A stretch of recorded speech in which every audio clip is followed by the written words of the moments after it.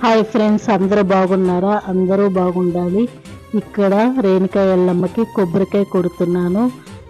ఎందుకంటే ఈ మా మామగారు చనిపోయి సంవత్సరం అయ్యింది. ఎప్పుడు కొబ్బరికాయ కొట్టలేదు.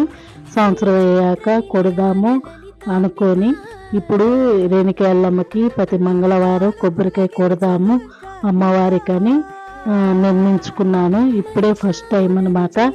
అంటే మా మామగారు చనిపోయిన తర్వాత ఇప్పుడే ఫస్ట్ కొబ్బరికాయ కొట్టడము. ప్రతి మంగళవారం కొబ్బరికాయ కొడదామని అమ్మవారికి అనుకున్నాను. దీపారాధన చేసి నిన్న మంగళవారం కదా, అందుకు కొబ్బరికాయ కొట్టాను.